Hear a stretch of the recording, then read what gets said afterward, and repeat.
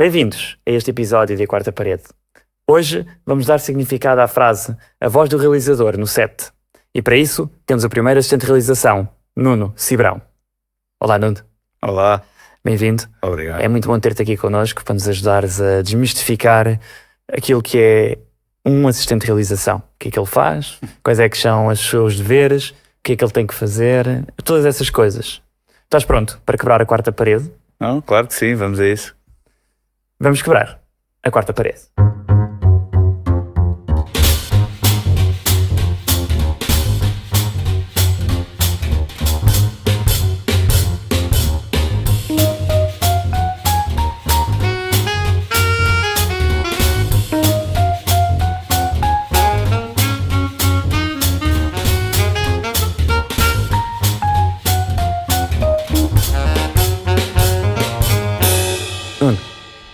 Queria começar por explorar aqui contigo essa definição da frase que disse nesta introdução. O que é que quer dizer a voz do realizador no set? Bom, isso utiliza-se mais na ficção, mas no entretenimento também é um pouco, mas é diferente. Mas na ficção, ou seja, nós somos responsáveis pela coordenação de todo o platô, todos os setores, maquiagem, cabelo, etc., guarda-roupa, até propriamente à entrada do ator no platô. Após o ator entrar no platô, temos a marcação das cenas, a posição de câmaras, para onde é que vai, para onde é que não vai, escalas de planos, etc. Portanto, isso é tudo a nossa responsabilidade, passando pelo realizador. Portanto, a partir daí, depois no platô, coordenamos toda a operação de iluminação, som, câmaras, etc. E o realizador em si, desta maneira, quase que passa toda a responsabilidade para quem é o primeiro assistente. Eu acho que é um trabalho de equipa. Acho que não é bem uma passagem de responsabilidade. Acho que a responsabilidade, no fundo, quem assina é o realizador. Portanto, o realizador faz muito parte também da parte criativa. Portanto, vai mais ou menos conceber o conceito, o que é que quer, a sua ideia, não sei o quê. Portanto, coordenada comigo, e depois eu passo essa ideia ou tento materializar essa ideia junto dos setores para fazer cumprir no platô. E tens algum voto na matéria ou é se cumpres ordens, simplesmente? O realizador diz, olha, vais por A, e tu dizes à equipa, vamos por A. Ou tens a hipótese de debater, eu acho que se formos pelo lado B, se calhar é melhor. Não, nós temos essa autonomia, depende do realizador e depende de como está também o nosso trabalho. Nós temos um bocado a função também passada pela produção, nós temos que ser aqui um parceiro entre a realização, a parte criativa e a produção. Portanto, normalmente nós temos que fazer cumprir um plano que existe e que o realizador conhece, claro que também o tenta cumprir, e aí temos algum voto na matéria, algum no sentido de aconselhar o realizador, olha, se calhar não faças mais este plano porque já garantiste isto para ganharmos tempo para fazer o plano seguinte, ou então, ok, vamos fazer como estás a dizer, pela tua visão, mas a seguir tens que abdicar de alguma coisa para conseguirmos cumprir o plano. Portanto, isto é um bocado um equilíbrio, é um trabalho de equipa, e por isso, normalmente, o assistente de realização, ou quase sempre, é a pessoa de confiança do realizador. Portanto, é com quem o realizador, às vezes, até debate essa questão previamente, antes de entrarmos no set. Fala comigo, ou com o primeiro assistente dele, quem for, e tenta passar a ideia no sentido, olha, tenho que cumprir este plano, o que é que tu achas? Podemos ganhar tempo aqui? E pronto, obviamente, depois isto é uma coordenação também de equipa de assistentes de realização, normalmente 2 ou 3, em que estamos definidos aqui por várias áreas, e o segundo assistente também é muito importante para fazer andar toda esta máquina na backstage. Portanto, depois isto é assim uma coordenação, um trabalho de equipa de realização, com a anotação, em que leva, mas quer dizer, normalmente a minha responsabilidade é tentar fazer cumprir essa ideia dele, com o propósito da produção, e estando aqui a gerir também algumas sensibilidades, nomeadamente às vezes o som, ou a iluminação, ou isto ou aquilo, que precisam de um bocadinho mais de tempo para melhorar o quadro que o realizador quer, e aí, pronto, todos temos que abdicar um bocadinho, e eu tento ali, com diplomacia, que se cumpra o plano todo no final, e que a ideia do realizador seja a melhor, claro. Ou seja, muito ênfase nesta parte diplomática, de gerir toda a gente. Sim, acho quer ser as pessoas, a equipa, os egos. Sim, exatamente. Os atores, por aí em diante. E falaste em segundo assistente, terceiro assistente. Sim. Quando ou seja, isso envolve a responsabilidade que cada um tem, está mais ou menos. Em que tu delegas depois do primeiro para o segundo, o segundo delega para o terceiro, ou é o primeiro tem funções definidas, o segundo tem funções definidas e o terceiro tem as suas? Trabalhamos em equipa, sim. Acaba por ser cada um na sua função para que todos consigamos cumprir a cena que o realizador idealizou e que a produção também tenta, ou o filme, ou o que for, ou uma cena. Portanto, normalmente, esses assistentes, normalmente trabalhamos o primeiro e segundo, se houver depois mais, imagina, mais figuração, mais atores no platô, depende do decor, há um terceiro assistente, um quarto assistente, mas normalmente é assim como estás a dizer, ou seja, cada um tem uma função específica, trabalhando sempre a equipa neste objetivo de finalizar aquilo, com os tempos que o realizador nos permite e que a produção também nos exige. Há toda uma logística a correr por trás. Sim. E sempre fizeste este trabalho de primeiro assistente ou começaste por baixo, fazias outra coisa? Não é que... fui, ou seja, a minha carreira aqui na ficção começou em 2003. Como segundo assistente, portanto eu fiz entretenimento primeiro e depois passei para a ficção a convite de outro assistente de realização com quem eu trabalhava, que achou que eu tinha algum talento para aquilo. Então fui segundo assistente, fiz segundo assistente até 2008, 2009 e aí foi a minha primeira experiência como primeiro assistente. E depois tive ali tipo 1 ano, 2 em que fazia primeiro, fazia segundo, consoante, estava tipo primeiro estagiário, ou primeiro ali ainda muito a iniciar, e depois a partir de 2010 por aí fiz sempre primeiro assistente até hoje. Vamos imaginar este cenário. Eu, que não percebo nada de assistência de realização, ou de realização sequer, de repente vamos supor que há um realizador, de nome, vamos inventar aqui um nome, que decide convidar-me para fazer primeiro assistente num projeto assim meio maluco. O que é que para ti era importante eu ter noção, enquanto primeira vez a fazer este trabalho, para ter em mente? Bom, para já tinhas de ter uma reunião e uma conversa séria com o para saber exatamente qual era a ideia que o queria, se era execuível dentro do orçamento que o possa ter definido para aquilo. Portanto, a partir daí vais começar a delegar aqui um plano, não faço ideia, mas vamos imaginar que seria um filme. Terias que então tentar que juntamente com a criar aqui um mapa de rodagem dentro da ideia dele, não faço ideia, mas como estás a dizer, é um projeto meio maluco, e se o for um megalómano, imagina que quer fazer aqui uma ficção científica com 1000 euros. Portanto, é impossível. Portanto, vais estar aqui a trabalhar aqui num ramo muito improvável. Mas pronto, vais tentar apresentar aqui o melhor possível. Então vais juntar com vão definir o que é essencial. Quer 5 atores, quer isto. Portanto, esse trabalho depois também passa muito pelo assistente de realização, essa organização de horários, marcação ou seja, definição de decors, etc., com o realizador, primeiro. A partir daí depois tem que existir, num filme gigante, uma equipa de produção que tenha depois os elementos todos para fazer o resto, portanto, dos locais, produtores locais, etc., por aí fora. Mas eu acho que o essencial e é muito fixe chamar-te para essa função, é sinal que confia em ti, és o homem de confiança do Portanto, ou se calhar estou aí que a pessoa que eu tinha disponível na altura. Ou por acaso iam-me na rua, olha, se calhar é giro, deixa cá ver. Sim, portanto, a partir daí acho que podem ter essa conversa e definir qual é que é a ideia do e a partir daí começar a trabalhar nessa ideia e pronto, e ver aí o que é, que locais é que ele quer, quantos atores é que ele precisa, não sei o quê, e vais ter que definir aqui uma coisa que seria um pré-mapa de rodagem. Ou seja, o que é exterior, o que é interior, o que é que vai ser com 2 ou 3 atores, o que é que vai ser à noite, pronto. E aí tens um mapa de rodagem em que vais partir estes segmentos todos. Portanto, isto é interior, isto é numa sala, isto é no exterior, isto é não sei o quê. E aí tens de definir o mapa para depois teres, imagino eu, que se for assim uma coisa low cost de poucas pessoas, tu vais ter que fazer o casting, tu vais ter que contratar a equipa. E, portanto, isso passa muito pelo assistente de realização. É um bocado por aí. O teu assistente tem mesmo mais funções para além daquelas que estão no decor, que é fazer da voz do realizador, ainda tem essas todas por trás, enquanto a coisa não está a acontecer. Na minha opinião, o assistente de realização, daí eu acho que é a pessoa de confiança do realizador, tem que ser a pessoa que percebe um pouco todas as funções e que tem que ter o filme na cabeça.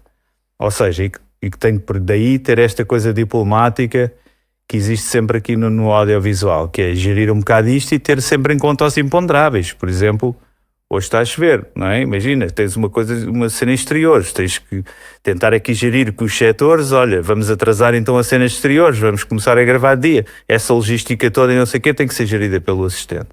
E tem que ser sempre aqui diplomaticamente de acordo com todos os setores, e nomeadamente com a produção, e obviamente isto vai mexer aqui com os horários e com pessoas que têm que vir mais tarde e mais cedo e etc.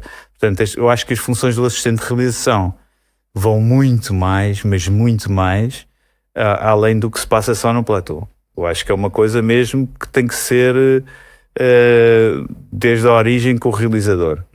Depende obviamente dos casos, não é?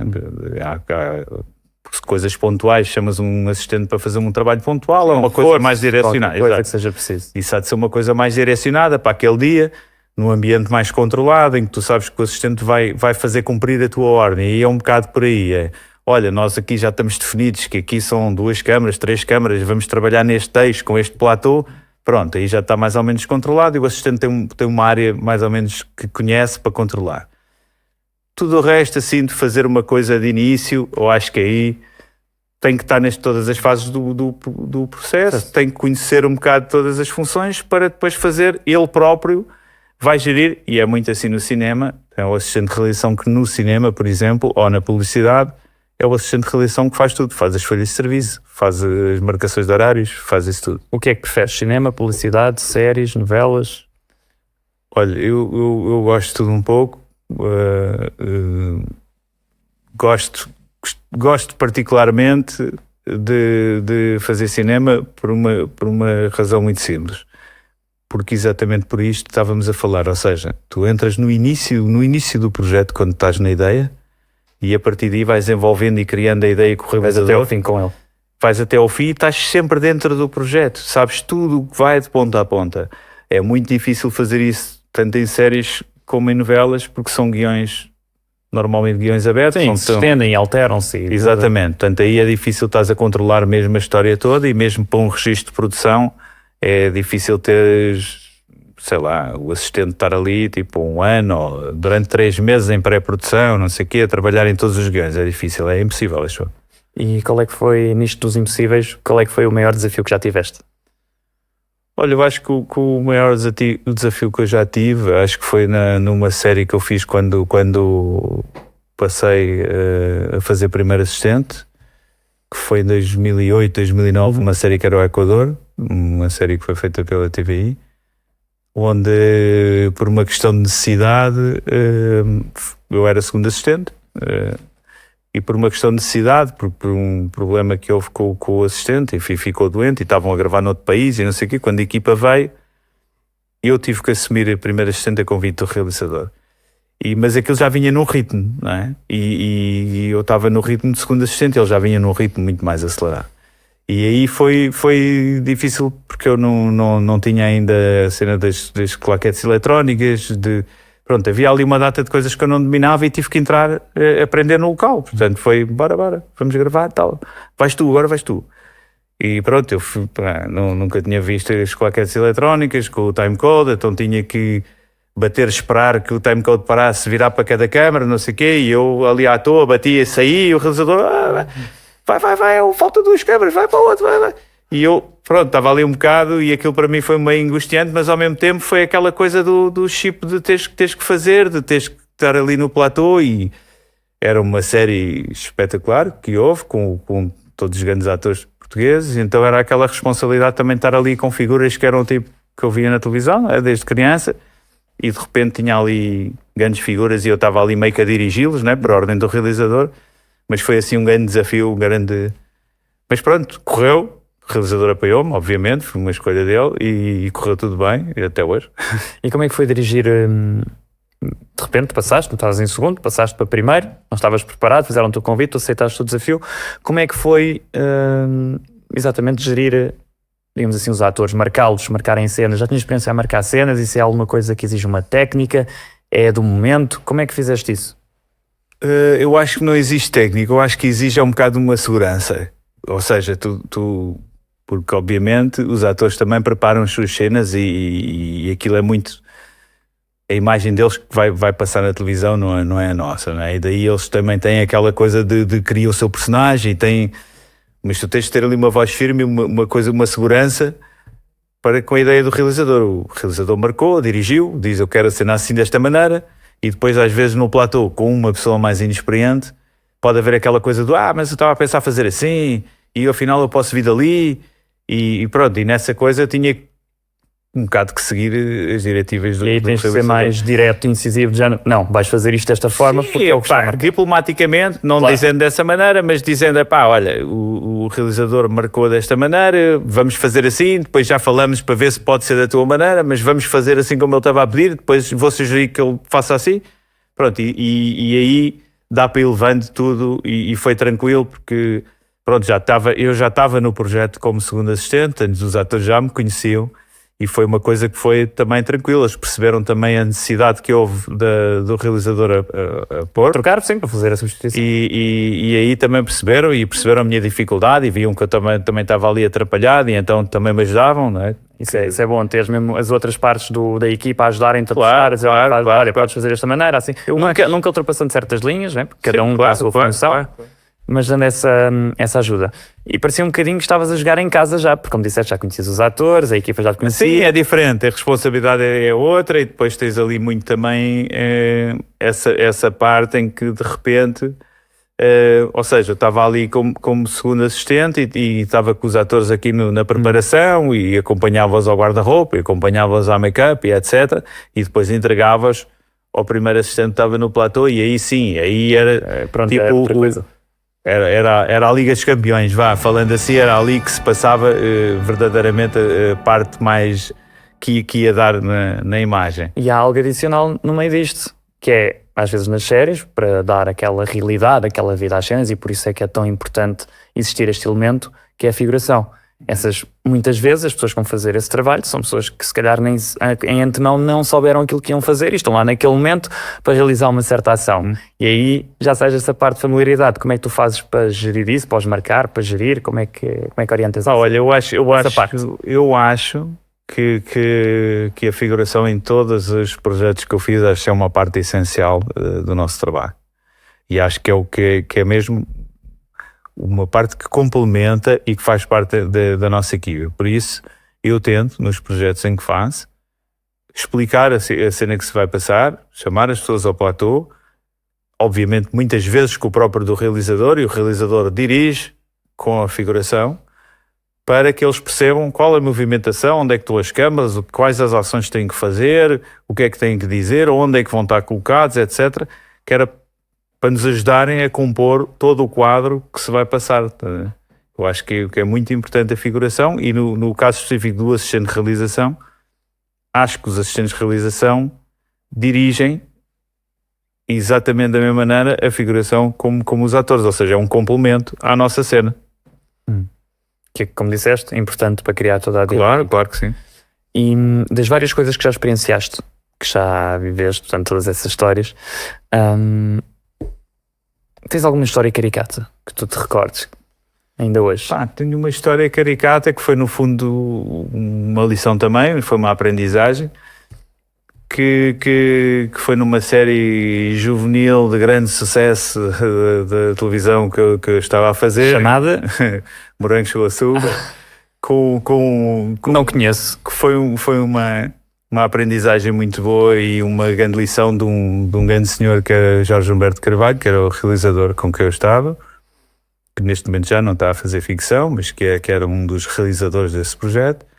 E no meio desta confusão, dessas cenas todas tens para gerir, havia um problema pessoal de uma das atrizes que tinha uma filha pequena e que durante aquelas cenas todas, tinha havido um problema e ela teve que se ausentar e ficou à espera de uma chamada minha para voltar para gravar uma cena. E eu no meio daquilo tudo não avisei uma superior hierárquica que isto ia acontecer, portanto, bora gravar, bora continuei a fazer o meu trabalho. E de repente ele diz-me, então bora, cena X. 4 e está. Eu olha, não dá.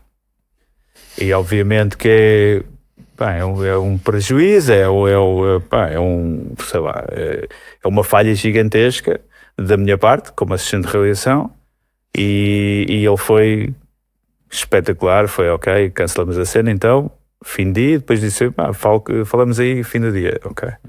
Pronto, eu à espera do, olha, rua. Sim, Não, ele disse-me, quando for assim, ele assumiu com a produção, olha, não vou fazer esta cena, a atriz não está presente. Obviamente assumiu a responsabilidade por mim, que é eu acho, obviamente, que foi um gesto brutal para mim, porque me defendeu e tomou ali a cara como, olha, eu sou responsável de toda a realização, portanto, o erro é meu. E no fundo não era, porque não tinha sido informado, podia ele ter sido informado e ter... Mas não foi, e eu disse-lhe mesmo, assumo total responsabilidade, vou falar com a produção, ele disse, está resolvido, a partir de agora, sempre que haja um caso semelhante, avisa. Pronto, e foi assim, isso é uma lição que fica para sempre, não é? Quando tu experiencias isto e de repente, quase que desmaias, porque onde é que está a atriz, onde é que está, e de repente vais lá e esqueci-me. Filho, falhou ligado há 1 hora atrás para ela ter tempo de chegar e maquilhar e etc, etc. Portanto, foi isso, ou seja, foi bom para a equipa que saiu mais cedo.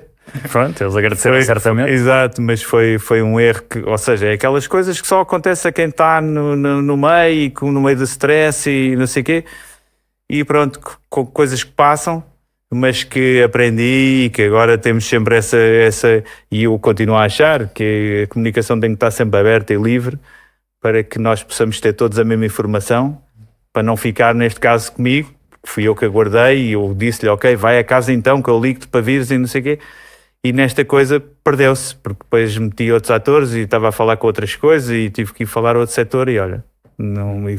Ou seja, é caricato, porque é aquela coisa que não estás à espera e de repente, pumba, mas... Foste com o andar, Sim, mas ao mesmo tempo também é uma lição, e é uma lição boa em várias... maneiras. É uma forma de aprendermos. Sim, acaba por ser uma forma de evoluirmos, crescermos e eventualmente chegarmos onde queremos. E preferes, nesta coisa de chegarmos onde queremos, preferes realização ou assistência de realização?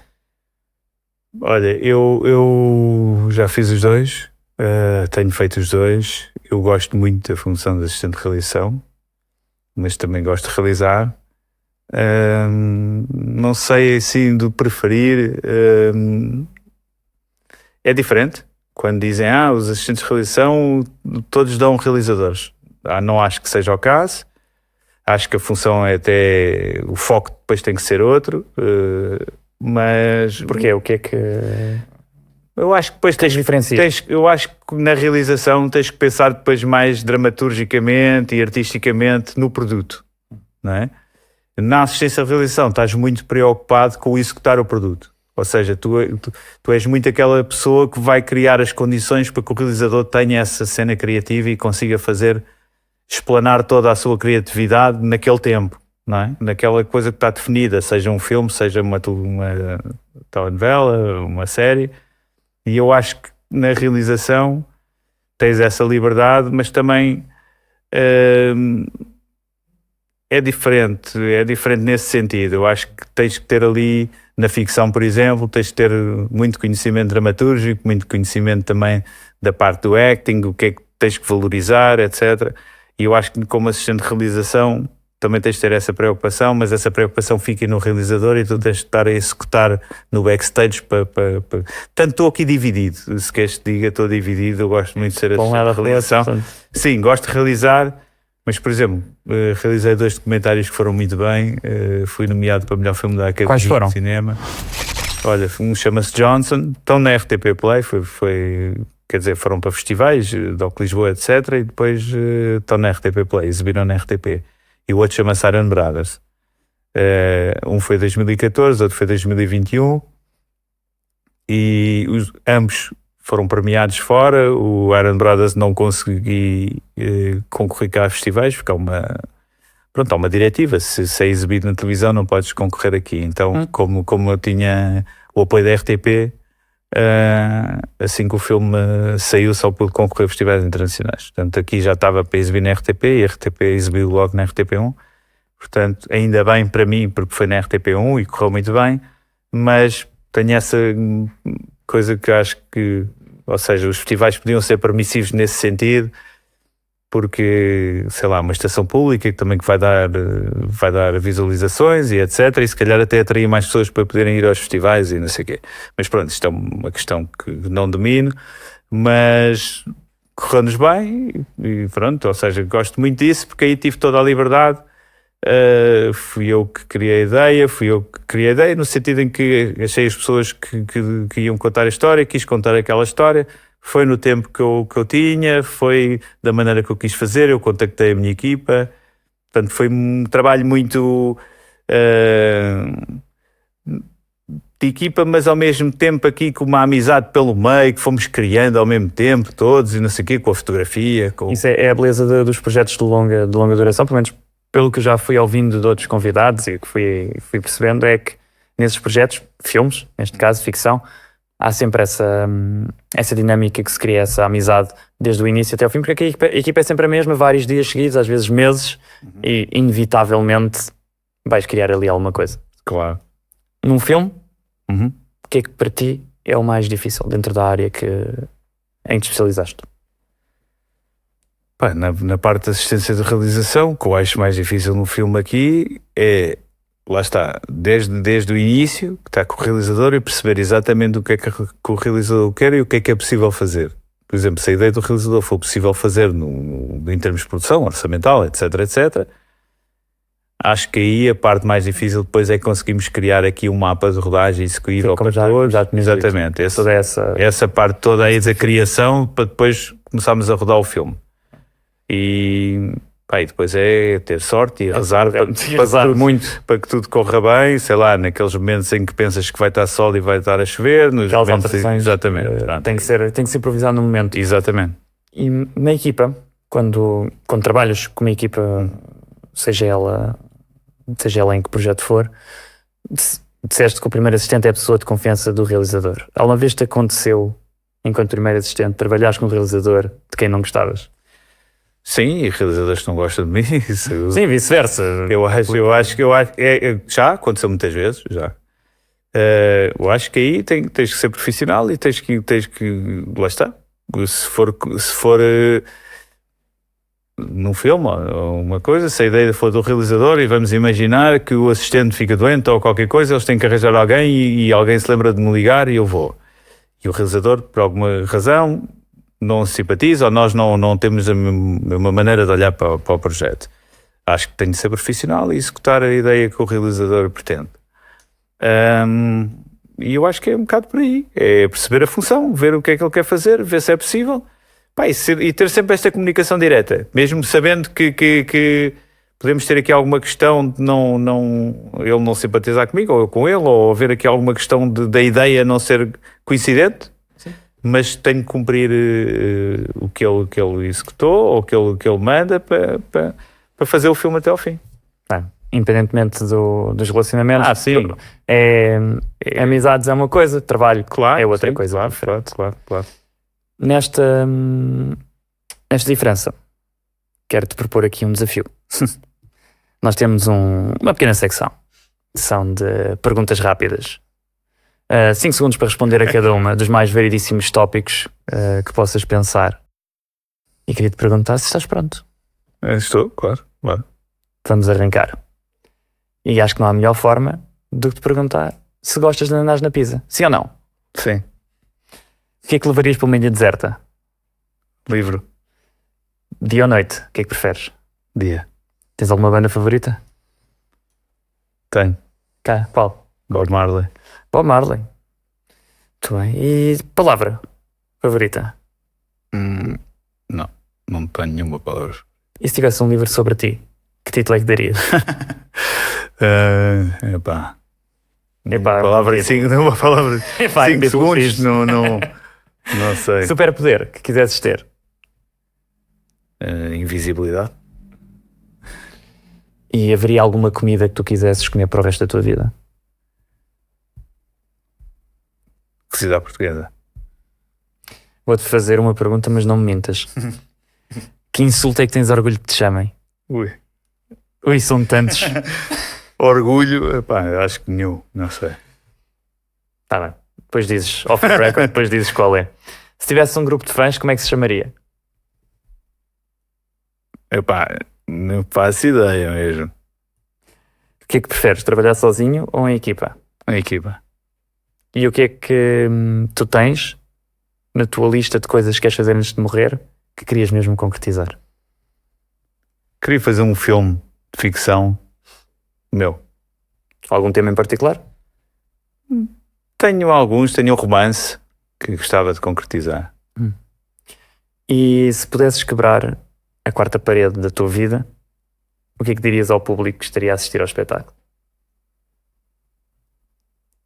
Esta não passa. Esta não passa. Epá, não Esta é de resposta obrigatória. tenho ideia dessa. Não tenho ideia. O que é que diria ao público que Estaria a assistir ao espetáculo da tua vida.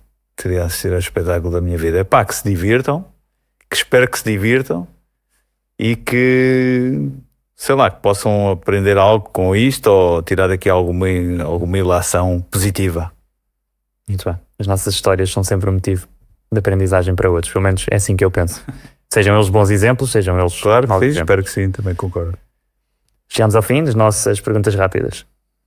Acho que foi uma boa prestação. Estiveste bem. Não sei. Para terminarmos, já estamos a chegar ao fim deste nosso pequeno episódio, pergunto-te se há alguém na tua vida a quem queres agradecer por ter chegado onde chegaste.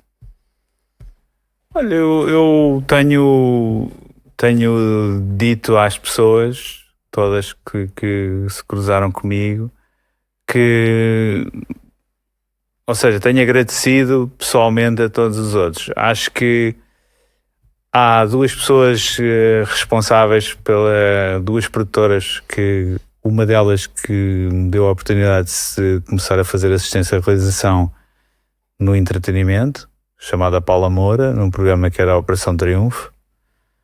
E depois aí a passagem depois para a ficção, que foi por dois assistentes de realização com quem eu trabalhei, que era o Faquito Figueira e o Luís Justo.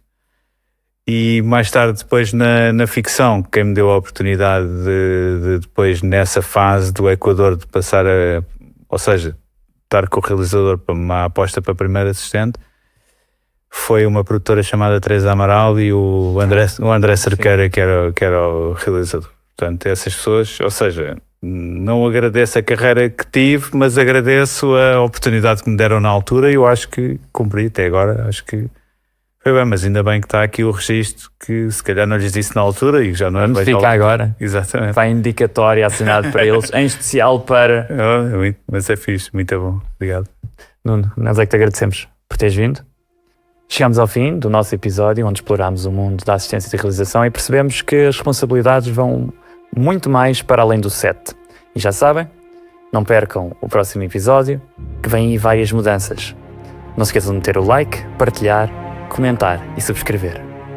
Até uma próxima. E agora deixava-te a parte da Claro que Sim.